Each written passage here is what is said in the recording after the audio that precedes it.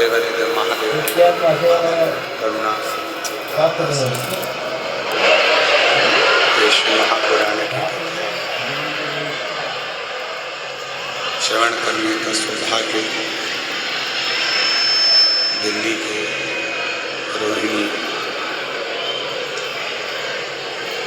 10 number sector में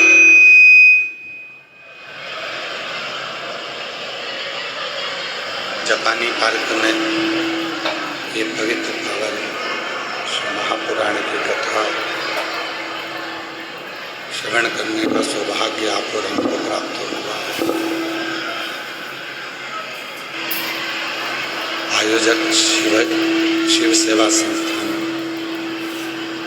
श्री अम्बुजानंद जी महाराज, यजमान श्री राजकुमार जी राठौर जी, श्रीमती पूनम राठौर जी, श्री राजेंद्र शुक्ला जी, श्रीमती सुमन शुक्ला जी, कविता दुबे जी, श्री प्रदीप बंसल जी, पवित्र कथा का विस्तार।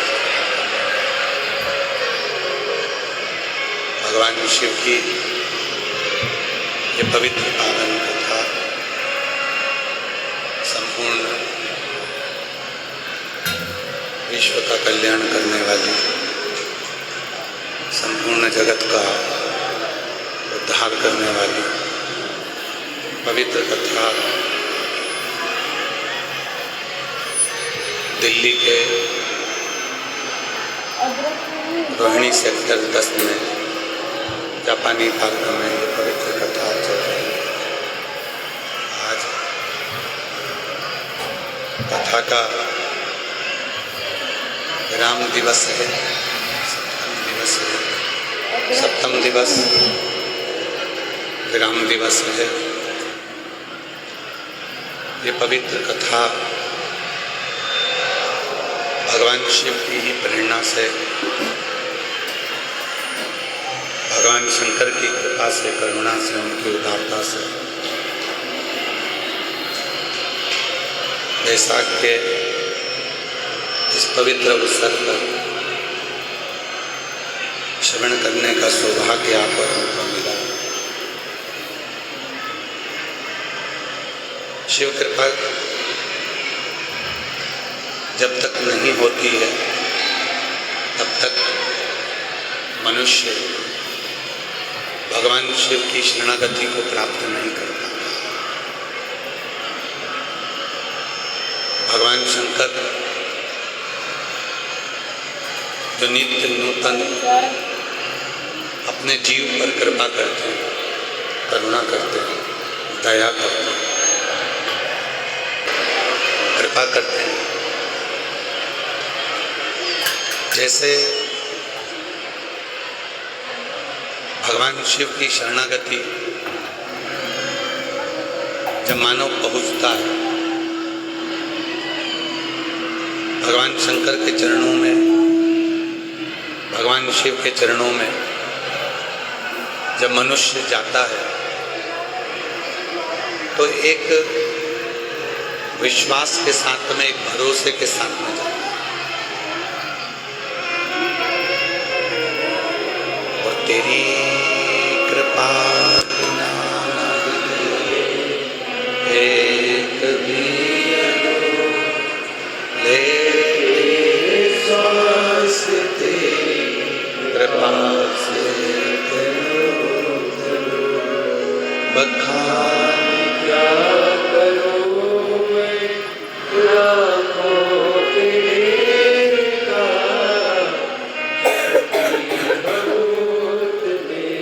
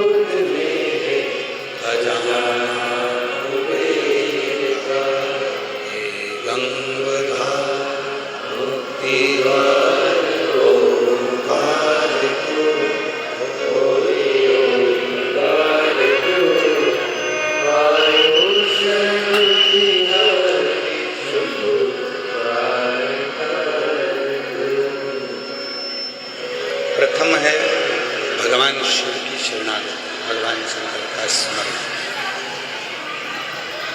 आप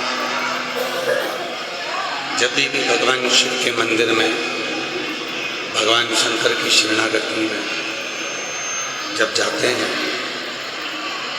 तो एक विश्वास आपके अंदर जागृत होना चाहिए। और जब तक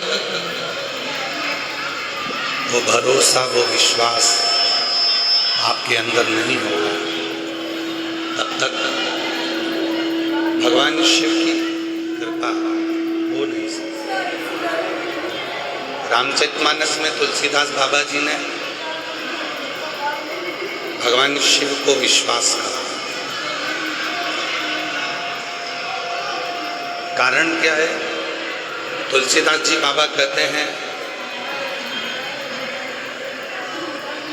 कि भगवान शिव एक भरोसा, एक विश्वास, एक विश्वास, एक भरोसा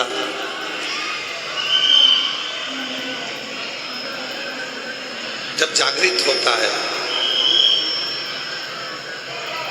और जब भरोसा दृढ़ होता है तो तुलसीदास बाबा कहते हैं कि शिव विश्वास है, भगवान शंकर भरोसा है। और जब संसार के लोगों में एक विश्वास जागृत हो जावे, एक भरोसा जागृत हो जावे, तो स्वयं शिव महापुराण की कथा कहती है कि वो भरोसा ही उस जीव को परमात्मा से मिला सके। अब आज का व्यक्ति क्या चाहता है कि मुझे ईश्वर का दर्शन हो। आज का व्यक्ति चाहता है कि मुझे परमात्मा का दर्शन हो। आपको परमात्मा का दर्शन होगा, मना नहीं। ईश्वर का दर्शन होगा, मना नहीं। पर कब होगा और किस रूप में होगा? ईश्वर का दर्शन होता है जब हमारा भरोसा, हमारा विश्वास दृढ़ होता है। जब हमारा भरोसा, हमारा विश्वास दृढ़ता पूर्वक हो जाता है, दृढ़ हो जाता है। और ईश्वर का दर्शन किस रूप में होगा, किस स्वरूप में होगा? तो शिव महापुराण की कथा कहती है कि उस ईश्वर का दर्शन उस ईश्वर जैसा नहीं होता। राम जी कभी तुम्हारे सामने राम बनकर नहीं आए, भगवान कृष्ण कभी तुम्हारे सामने कृष्ण बनकर नहीं आए, शिव तुम्हारे सामने कभी शिव बनकर नहीं आए। माँ जगतजननी दुर्गा भवानी अष्टसिद्धि नवरात्र के जो देवियां हैं वो तुम्हारे सामने कभी दुर्गा के रूप में नहीं है। पर शिव महापुराण की कथा कहती है कि हमारा शिव, हमारे राम, हमारे कृष्ण, हमारे दत्त, ये जितने भी स्वरूप, भगवान के जितने भी स्वरूप हैं, ये सारे के सारे स्वरूप, जितने भी प्रतिबिंब स्वरूप हैं, ये सारे के सारे स्वरूप हमारे सामने किसी अपनों का ही रूप रखकर, किसी अपनों का ही प्रतिबिंब स्वरूप रखकर, और उस स्वरूप में, उस प्रतिबिंब स्वरूप में हम उस ईश्वर का दर्शन करते हैं। हम उस स्वरूप में उस परमात्मा का दर्शन करते हैं।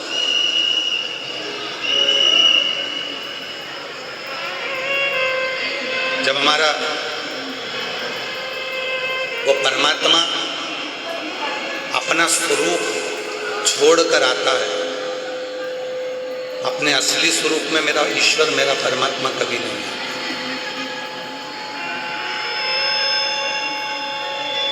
वो ईश्वर, वो परमात्मा कभी अपने असली स्वरूप में नहीं आता। अपने स्वरूप का त्याग कर कर शिव महापुराण की कथा भी यही कहती है। जिस मनुष्य को, जिस मानव को उस परमात्मा से अगर मिलना है, ईश्वर से मिलना है, या अपनी उन्नति की सीढ़ी पर चढ़ना है, तो सबसे पहले उसको अपने भीतर का जो अहम है, अपने भीतर का जो अहंकार है, अपने भीतर की जो अभिमत्ता है, अपने भीतर का जो अभिमान है, उसका त्याग करना। और जिस दिन अपने भीतर की अभिमत्ता का, अपने भीतर के अभिमान का, अपने भीतर के अहम का हमने त्याग कर दिया, उसी दिन हमें हमारे देव अधिदेव महादेव का दर्शन प्राप्त हो। उसी दिन उसका दर्शन पाने के लिए अपने भीतर की अभिमत्ता को, अपने भीतर के अहंकार को, अपने भीतर के अभिमान का त्याग।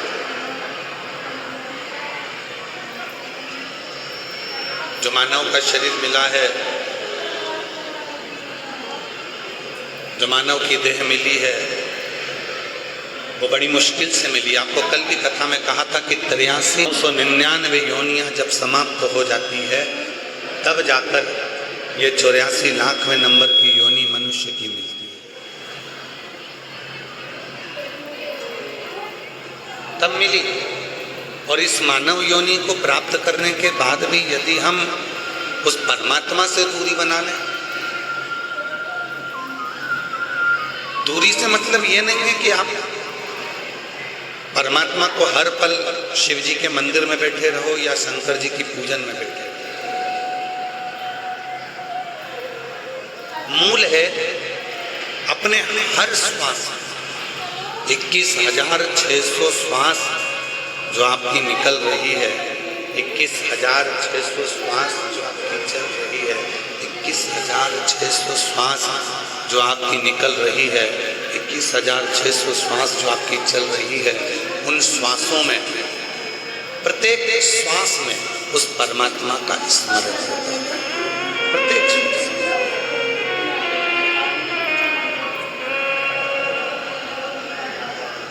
मैंने मानव जन्म तुझको हीरा दिया, मैंने मानव जन्म तुझको हीरा दिया,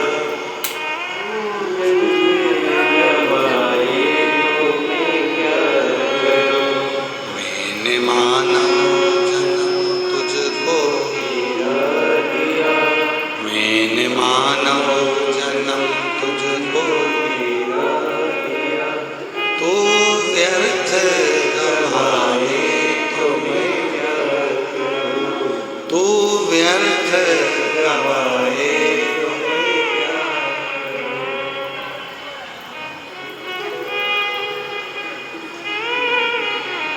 ये मानव की देह अब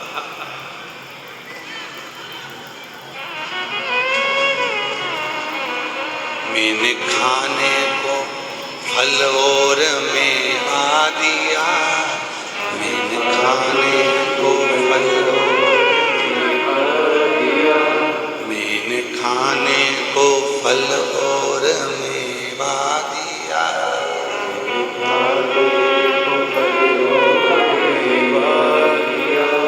तू मांस ही खाए तो मैं क्या करूं, तू मांस ही खाए तो मैं क्या करूं। मैंने मानव जन्म तुझको हीरा दिया, मैंने मानव जन्म तुझको हीरा दिया, तू व्यर्थ गवाए तो मैं क्या करूं, तू व्यर्थ गवाए तो मैं क्या करूं। एक समझने के लिए, एक सोचने के लिए, एक विचार करने के लिए ये मानव की देह दी है, ये मानव का शरीर दिया है। और यदि हम उस देह को भी अगर नहीं समझ पाए तो फिर हमारा इस मानव को देह प्राप्त करना भी बेकार। उसको समझें। जैसे आज के समय में एक एक बच्चे के समझ में आ जाता है कि एक लोटा जल सारी समस्या का।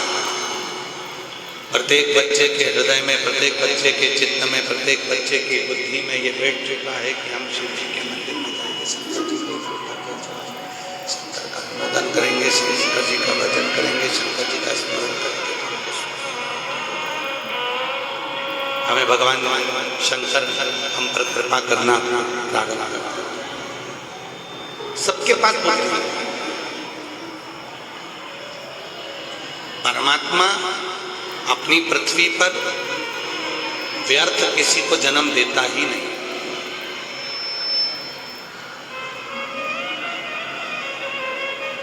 और याद रखना, ये दुनिया के लोग कहते हैं हे भगवान तूने मुझे दुख दे दिया, हे भगवान तूने मुझे तकलीफ दे दी, हे भगवान तूने मुझे कष्ट दे दिया, हे भगवान तूने मेरे साथ में ऐसा कर दिया, हे भगवान तूने मुझे ऐसा कर दिया।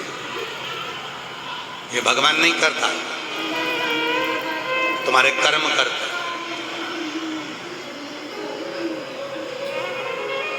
जैसे कोई व्यक्ति हॉस्पिटल में भर्ती हुआ, बीमार था, हॉस्पिटल में उसको भर्ती कर दिया और हॉस्पिटल में भर्ती करा, और हॉस्पिटल में भर्ती करने के बाद उसका इलाज चला, उसका ट्रीटमेंट चला।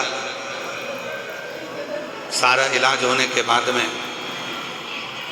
जब वो घर जाने लगा तो उसको एक थैली में, एक बैग में भरकर दवाइयाँ दी गई, औषधि दी गई।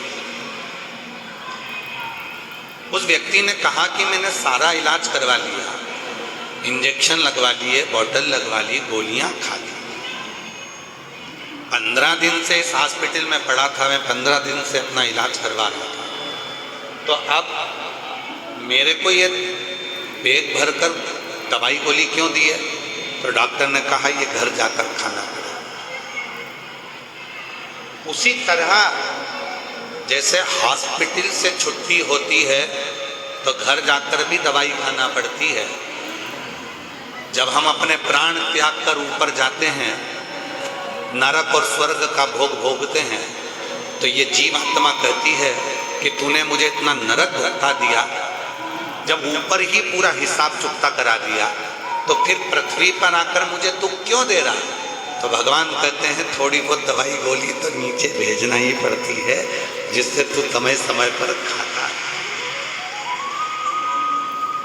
ये जितने भी दुख हैं, ये जितनी भी तकलीफ है, ये जितने भी कष्ट है, ये जितनी भी बीमारियां हैं, ये जितने भी तकलीफ हैं, कष्ट है, बीमारियां, रोग है, ये जितनी जितनी तकलीफें हैं, ये सब हमारे पूर्व के कर्म के अनुसार हमारे थोड़े थोड़े भोग हमको भोग, थोड़े थोड़े, ये अपने कर्म के अनुसार। तो फिर निवेदन करूं मैं आप सबको, मत बुरे कर्म कर परिणाम छाएगा, भगवान की आँखों से बच नहीं पाएगा, तू बच नहीं पाएगा। अरे अज्ञानी मत कर नादानी, अरे ओ अज्ञानी मत कर नादानी, तेरे कर्म का फल भी तू ही पाएगा, जैसा किया तूने तेरे आगे आएगा। मत बुरे कर्म कर वरना पछताएगा, भगवान की आँखों से तू बच नहीं पाएगा, तू बच नहीं पाएगा। अरे ओ अज्ञानी मत करना, अरे ओ अज्ञानी मत करना, अपने कर्म का भोग अपने को भोग। हम नरक में जाकर स्वर्ग में जाकर उसका भोग कितना भी भोग लें, परंतु पृथ्वी पर आकर भी हमको अपना भोग भोगना, अपना भोग तो हमको भोगना। गुरु की करनी गुरु भरेगा, चेला की करनी चेला, और उड़ जाएगा हंस। गुरु को भी भोगना, ऐसा नहीं कि कोई गुरु नहीं भोगता, उसको भी भोगना, उसको भी। एक बड़ा सुंदर प्रसंग है शिव महापुराण में। तो शंकर जी के भक्त थे, बड़े उपासक थे, शिव की साधना करते थे।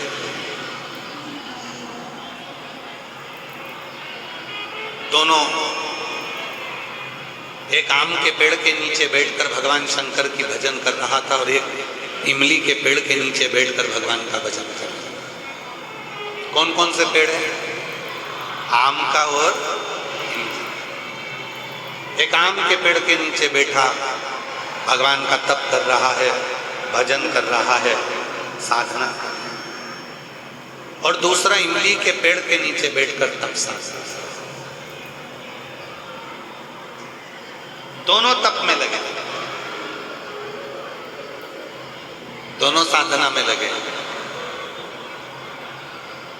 एक दिन वहीं से तुमरुका जी निकल कर जा रहे थे, और शिव जी के एक ऐसे भक्त हैं तुमरुका जी,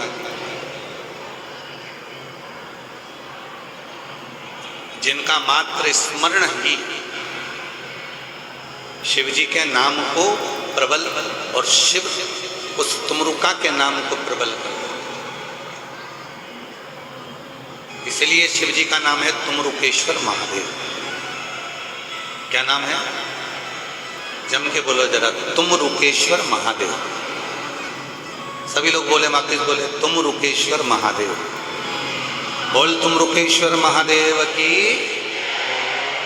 शिव जी का ये ऐसा नाम है, हम पहले भी कहे हैं, जिस नारी को बच्चा ना हो, गर्भ ना हो, 15 साल 18 साल 20 साल जिसके हो, एक पत्र इसी से जुड़ा हुआ देख।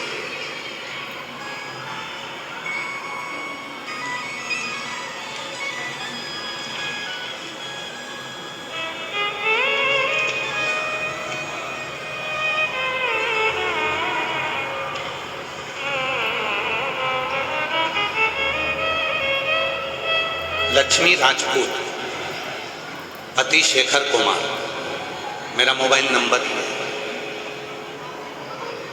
प्रणाम करती हूँ। मैं फरीदाबाद से आई हूँ, कहीं बैठी हूँ तो हाथ हिला सकती हैं, और अगर बैठी हूँ और बच्चे आए हों साथ में तो ला सकती। मेरी शादी 18 नवंबर 2023 में हुई थी। शादी के 11 वर्ष हो गए, लेकिन संतान का सुख नहीं। ऐसा कोई डॉक्टर नहीं बचा जिसको मैंने नहीं दिखाया।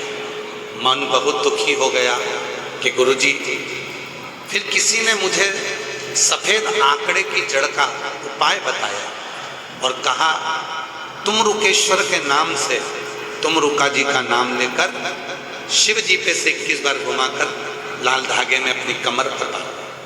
पशुपतिनाथ का व्रत किया, 2 बार सफेद आंकड़े की जड़ का प्रयोग किया, पशुपति व्रत किया, और बाबा ने ऐसी कृपा कर दी गुरुदेव। डॉक्टर मना कर दिए थे कि मैं मां नहीं बन सकती, पर बाबा की कृपा से एक बार में अगर जड़ का प्रयोग करा तुमरुका जी के नाम से, दूसरी बार करा, तीसरी बार तुमरुकेश्वर के नाम से करा, और बाबा की कृपा से 11 साल बाद 5 नवंबर 2024 को मेरे घर में पुत्र रत्न की प्राप्ति।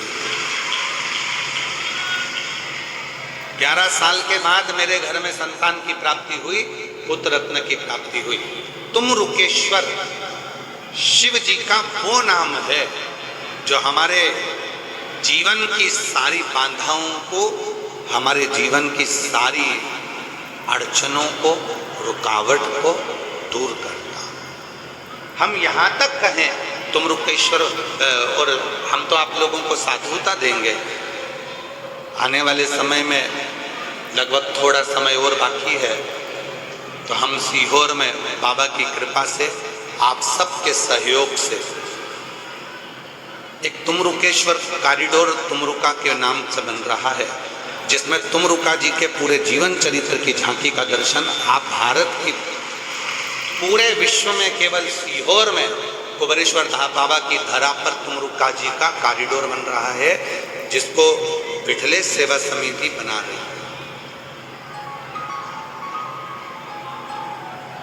विठलेश सेवा समिति कुबेरेश्वर धाम बनवा रहा है और आप सभी का सहयोग उसमें मिल रहा है और उस कॉरिडोर का निर्माण हो रहा है। आने वाले भक्त जब कुबेरेश्वर धाम पर पहुंचे, वहां कंकर शंकर पूजन करें, जो 400 साल पुराना बट का पेड़ है उसका दर्शन करें, परिक्रमा करें, कुबेरेश्वर धाम की परिक्रमा करें और बाबा की कंकर शंकर पूजन कर कर बाबा की सुंदर स्वरूप का दर्शन कर कर कॉरिडोर में भी तुमरुका जी ने जैसी जैसी लीला करी वह सारी लीलाओं का दर्शन एक ही जगह पर नाम है।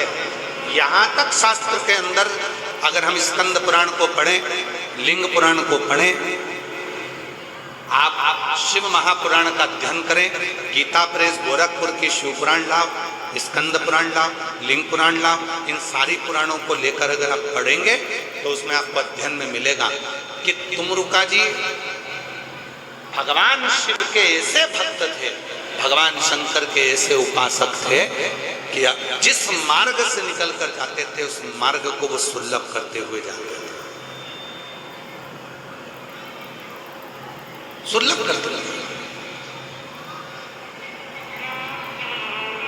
कोई कहे गुरुजी हमारा इतना कर्जा हो गया, गुरुजी इतना कर्जा हो गया, गुरुदेव वो कर्जा समाप्ति नहीं हो रहा, हमारा पैसा विदेश में उलझ गया, हमारा पैसा किसी ने खा लिया, हमारा पैसा नहीं आ रहा, हम तो जगह जगह से कर्ज ले लेकर अपना कर्जा चुका रहे हैं, वापिस कर्जे में डूबते जा रहे हैं। हमारा निवेदन है शिव जी के मंदिर में भगवान शंकर को अगर आप जल चढ़ाने के लिए रोज जाते हो, प्रतिदिन जाते हो,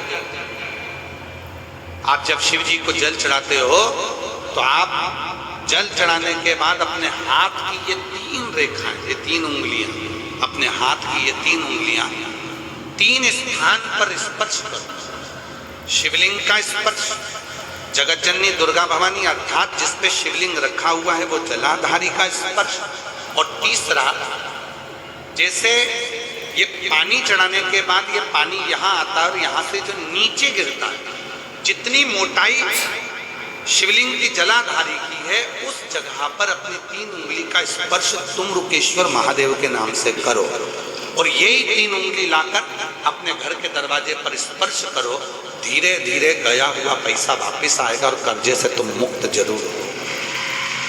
जितनी अड़चने, जीवन की जितनी अड़चने हैं, ये तुमरुका जी के नाम का स्मरण करने से, तुमरुकेश्वर महादेव का स्मरण करने से छूट। यहाँ तक जिनके ब्लॉकेज बता दिए गए हैं, हार्ट में ब्लॉकेज बता दिए गए हैं, नसें ब्लॉकेज बता दी गई है, डॉक्टर ने कहा है कि बाईपास कराना पड़ेगा। हम यहाँ तक कहें डॉक्टर का इलाज कराते रहो, डॉक्टर शिव का एक रूप होते हैं, भगवान शंकर का एक स्वरूप अगर कोई है तो वो पूरी दुनिया के डॉक्टर है। आप उनका कहना मानो, पर उनसे निवेदन करना, डॉक्टर साहब ऑपरेशन कराएं, कम से कम 10 घंटे दे दो, 10 घंटे के बाद ऑपरेशन करा लेंगे, 2 दिन दे दो, उस बीच में जाकर जल चढ़ाना तुमरुकेश्वर के नाम से 7 बार, एक ही लोटे का जल 7 बार तुमरुकेश्वर महादेव का नाम लेकर चढ़ाना, उसी जल को झेल कर लाना और तुमरुकेश्वर का नाम लेकर जिसकी नसें ब्लॉक है उस व्यक्ति के मुख में देना, और फिर 10 घंटे बाद डॉक्टर से कहना एक बार फिर जांच करो।